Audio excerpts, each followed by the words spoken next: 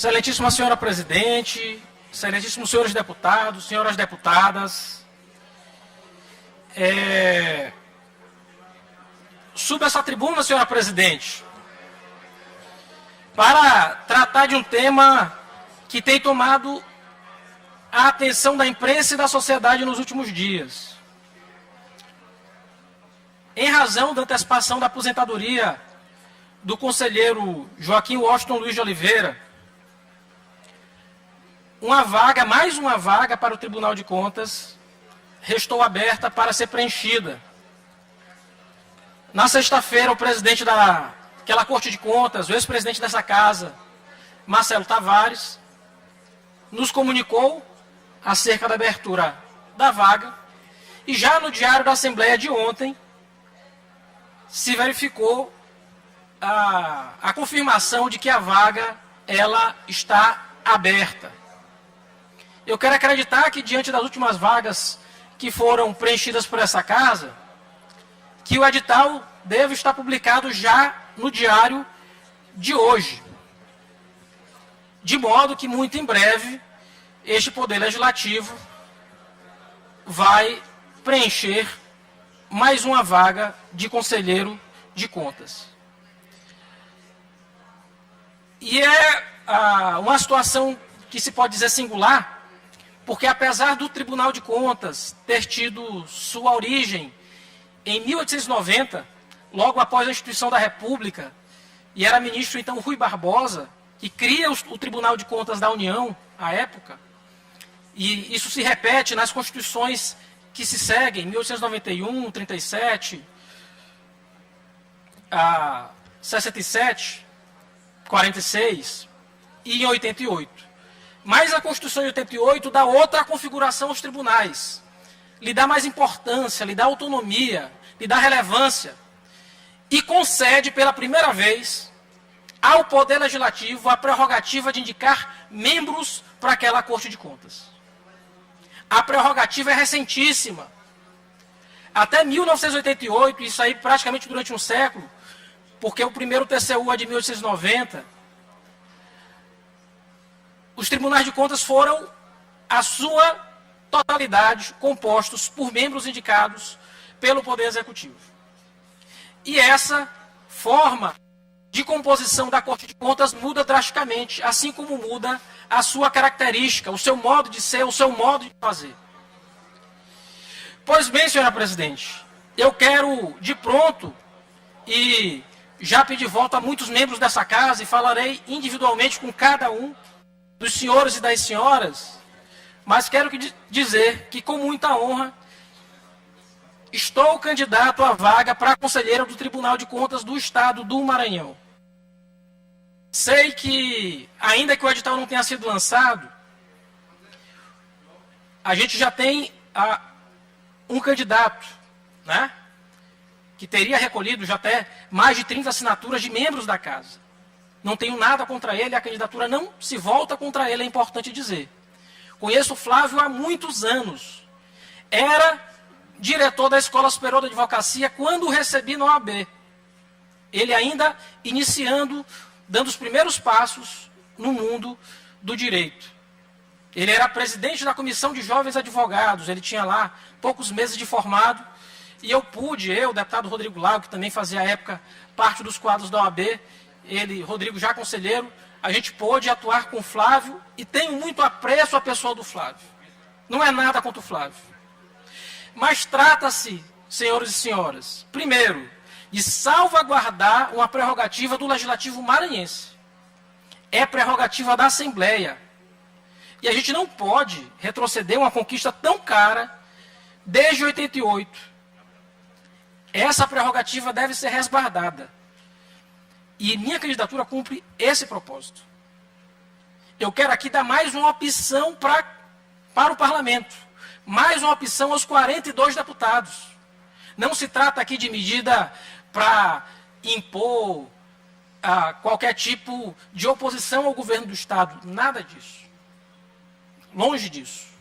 Mas a prerrogativa do Parlamento, eu acredito, e falei isso já na semana que se passou, antes mesmo do conselheiro Washington se aposentar, que a casa deveria ter candidatura própria. Que a casa deveria, e falei o nome de diversos colegas que têm condições, tenho certeza, reúnem todos os atributos para eventualmente ser conselheiro de contas do TCE Maranhão. Falei da deputada Andréia, mas poderia falar do nosso ex-presidente, ex-governador, decano aqui da casa, Arnaldo Melo, falei do Aliston, falei do deputado Glaubert, ou poderia ser o deputado Neto, mesmo o deputado Rodrigo. Não faltam candidatos, ou não faltam deputados e deputadas aptas a concorrer à vaga naquela Corte de Contas. Então eu coloco minha candidatura para que a gente possa fazer um bom debate, para que a sabatina seja produtiva, para que a gente possa qualificar o processo de escolha do membro daquela Corte de Contas. E falo isso, senhora presidente, já colocando aqui um requerimento que faço, nesse momento, à mesa da casa. Infelizmente, estudando com mais vagar, o processo de escolha dos membros de Corte de Contas por essa casa, a gente tem cometido 3 erros. E 3 erros insanáveis. E é importante dizer, 3 erros insanáveis. Primeiramente, a gente está utilizando um decreto legislativo de 1990, ainda assinado por Ivar Saldanha, que regulava a época, porque inexistente previsão, nem regimental, nem legislativa, regulava a época o procedimento para a escolha de conselheiro de contas, porque não era a Assembleia que o fazia, era o Poder Executivo. E lá, naquele momento, se colocou que era requisito mínimo para se candidatar ter 14 assinaturas. Requisito esse que, em tese, eu não poderia já ultrapassar, porque o outro candidato já tem mais de 30 assinaturas. Só que, devo dizer, senhora presidente, a gente está errando. Primeiro, o primeiro ponto é, esse decreto legislativo está revogado, completamente revogado. Ele não tem nenhum sentido de ser, porque nosso regimento interno é de 2004, 14 anos depois, já vigente há 18 anos. E o nosso regimento interno regula completamente o procedimento de escolha de membros do Tribunal de Contas. Deputado Carlos Lula, posso apartear? Já lhe concedo ao final, deputada Mical. O nosso regimento interno regula completamente o procedimento de escolha do membro para a Corte de Contas. E digo, lá no regimento interno, quando a gente procura os artigos que regulam o processo de escolha do membro do Tribunal de Contas, o regimento é claro. E ele diz, obedecidos os requisitos constitucionais e legais, qualquer cidadão pode ser candidato ao Conselho de Contas, a compor uma vaga no Tribunal de Contas do Estado. Por ter regulado completamente o procedimento, esse decreto legislativo, que é a espécie normativa que nem existe mais, na finalidade que existia lá em 1990, porque o regimento interno dele não mais tratou, eu posso dizer com muita tranquilidade, as 14 assinaturas não são fundamento válido ou fundamento existente, porque é norma que não existe mais, não vigora mais. Mas ainda que eu entenda, senhora presidente, que as 14 assinaturas são exigência legal, constitucional, portanto, a norma ainda está em vigor, eu posso dizer com muita tranquilidade, as 14 assinaturas são fundamentos completamente inconstitucionais. Porque a Constituição exige 1/3 de assinaturas em medidas excepcionais, deputado Neto. 1/3 de assinaturas para propor CPI. 1/3 de assinaturas para a tramitação de PEC, proposta de emenda à Constituição. A gente não pode, por ato infralegal, infranormativo, impor exigência tão gravosa a impedir a existência de minorias. Se a gente for olhar todo o processo que regula, em qualquer assembleia, nenhuma terá uma condição tão gravosa e tão impedidora de candidaturas plurais aos tribunais de contas. Eu poderia até utilizar, senhora presidente, o sinônimo, o parâmetro do Congresso Nacional. No Congresso, as candidaturas postas, elas necessitam, obviamente, quando abre vaga para o TCU, de um requisito só, assinatura de qualquer membro de uma liderança. É suficiente. E eu teria essa assinatura mais do que suficiente para poder concorrer. E digo isso com muita tranquilidade. Me parece que esse requisito é um requisito impeditivo, ilegal, inconstitucional e que não pode se manter. E já faço de pronto aqui do púlpito o requerimento a essa mesa para que o revogue. Mas há dois outros pontos, senhora presidente, que estão a colmatar problemas no processo de escolha dos membros da Corte de Contas. A gente limita a 65 anos as candidaturas, por previsão da nossa Constituição Estadual. Está errado. As regras de escolhas são de repetição obrigatória do texto da Constituição Federal. E a Constituição Federal fala que o limite é entre 35 e 70 anos, e não entre 35 e 65 anos. Então a gente tem um outro limitador posto hoje no regramento da Casa, que infelizmente padece de ilegalidade. Mas tem um terceiro, senhora presidente, e esse é o mais grave de todos, eu posso dizer. Porque não bastasse os requisitos limitadores de participação do processo eleitoral, a gente tem um terceiro requisito. O processo de votação previsto por essa Casa é nominal. E a Constituição é expressa, é clara. E eu tenho reiteradas decisões do Supremo Tribunal Federal. O voto, no caso de escolha de membros de Corte de Contas, ele tem de ser secreto. Ele não pode ser aberto. Eu tenho, inclusive, decisões do ano passado do Supremo Tribunal Federal afirmando exatamente isso, que o voto ele tem de ser secreto. Ele não pode ser aberto para preservar a rigidez do Poder Legislativo. E os parlamentares se sentirem à vontade para votar no candidato que, por suas razões, entendem que preenche os requisitos. E falo isso, senhora presidente, porque, caso não haja administrativamente a retificação desses pontos, ou minha candidatura eventualmente seja indeferida, porque vou protocolar o pedido à mesa diretora, já afirmo de pronto que irei judicializar, porque tenho certeza que o direito está do meu lado. O direito está do meu lado. Mas, já concedo a parte do deputado Rodrigo, mas quero também afirmar, e já encaminhando para o final do discurso para não ficar muito longo, eu tenho certeza que minha trajetória preenche os requisitos constitucionais de trajetória jurídica, de conhecimento no direito, na economia, na administração, conhecimento financeiro. Porque tive uma longa trajetória no direito, de ser membro da Academia de Letras, de ser escritor, de ser autor de diversas obras, de ser coautor de outras tantas obras, de ter cursado mestrado em Direito Constitucional, estar cursando doutorado em Direito Constitucional, de ter feito MBA em Administração, de onde pude ser colega do deputado Florencio Neto, de ter feito especialização em Direito Constitucional, em Processo Civil, de ter me especializado em Direito Eleitoral, de ter sido secretário de Estado, com muita honra, de ter sido presidente do Conselho Nacional de Secretários de Saúde, de ter gerido grandes orçamentos públicos, orçamentos que perdiam apenas para o orçamento dentre as cidades do Maranhão, só para a cidade de São Luís.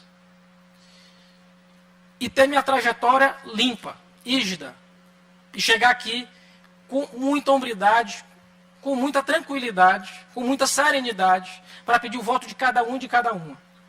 E dizer que sou candidato a esse cargo. E mais, eu acredito que o trabalho, no sentido de aperfeiçoar as instituições, é oportuno. Porque, nesse momento, a gente reúne as condições para participar de maneira decisiva do processo a respeito do Tribunal de Contas do Estado do Maranhão. E, por fim, dizendo, isso não é fruto de uma ideia individual ou de um posicionamento unicamente pessoal. Longe disso.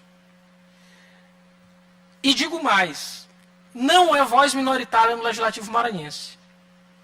é fruto de uma voz coletiva. E reflete algo muito simples. A de que nossos deputados, como já aconteceu outras vezes no passado, dispõem de todas as qualidades para compor a função de conselheiro ou conselheira do Tribunal de Contas do Estado. Poderia ter sido outro. Estou sendo eu nesse momento, senhora presidente. E com muita honradez, digo, com muita humildade, vou fazer questão de, nos próximos dias, reunir com cada um e com cada uma de vocês e pedir o voto, para que a gente tenha condições de construir um poder legislativo melhor, um tribunal de contas melhor para a sociedade. Já concedo a parte ao deputado Rodrigo Lago. Deputado Carlos Lula, me orgulha muito ter caminhado com Vossa Excelência durante longos anos na advocacia e quis o destino também no governo do Estado e agora na Assembleia Legislativa, portanto, convivo com Vossa Excelência, se a memória não me falha, desde o distante ano de 2008, quando Vossa Excelência já militava na Justiça Eleitoral, eu um pouco mais velho, eu já estava militando na Justiça Eleitoral já havia alguns anos e nos encontramos nos corredores do Tribunal Regional Eleitoral, durante muitas causas e muitos debates importantes naquela corte eleitoral, que nós fizemos carreira. Eu, durante 15 anos, por lá estive advogando e por lá depois encontrei Vossa Excelência, muitas das vezes em lados opostos, mas sempre de forma muito respeitosa.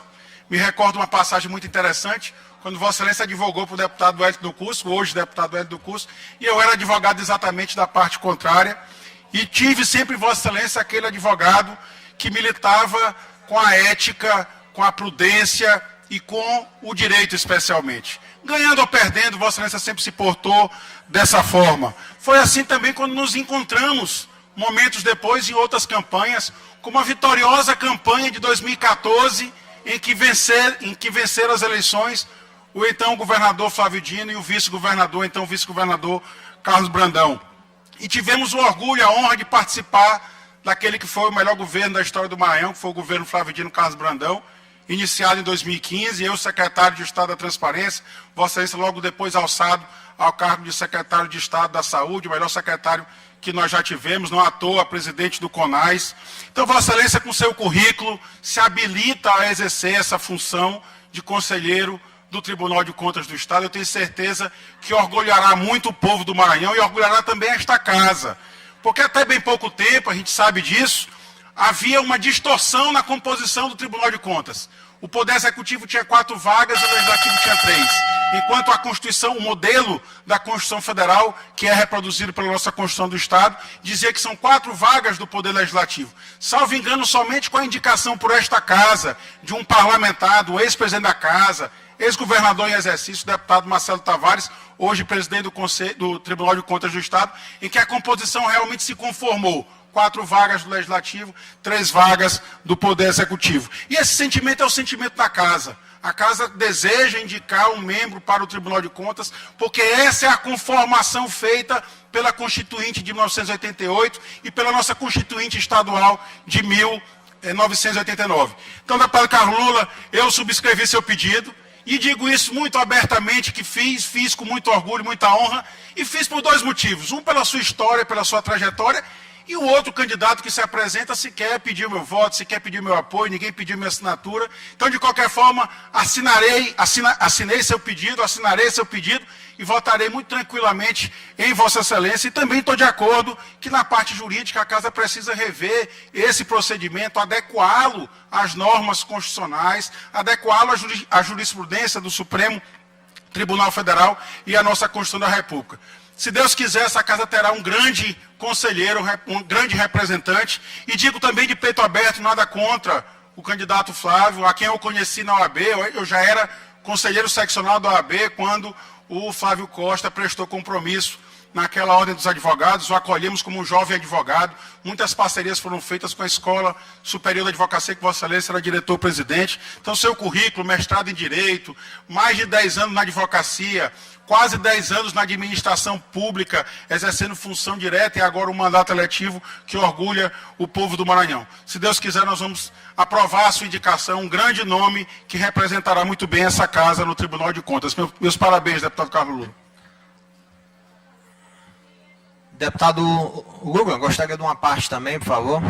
Primeiro, bom dia a todos os colegas aqui da casa. Dizer que, primeiro, lhe dar os parabéns pela a coragem que você está tendo de colocar o seu nome à disposição, mesmo já sabendo que tem um pré-candidato, que já tem assinatura de maioria da casa, que provavelmente no atual cenário irá se eleger, mas você está puxando um debate super importante para essa casa, onde tem uma tradição de eleger sempre o candidato indicado do governo do Estado, e com isso acaba criando uma barreira muito grande para as outras pessoas que sonham em disputar esse cargo, assim como também o sindicato lá do Tribunal de Contas já se manifestou, e vai tirando a oportunidade das outras pessoas que estão fora do quadro, que estão fora da política, que estão fora do círculo do governo do Estado. Quando eu digo governo do Estado, eu não digo só do atual, porque isso é uma prática antes dele, é só mais um que está seguindo esse rito, que já é tradição,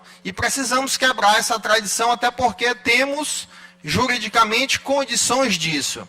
É importante que cada um possa se inscrever, disputar a eleição. Entendo que essa disputa é saudável, principalmente para a casa e para a população do nosso Estado. E mais importante ainda é a questão do voto secreto de ser.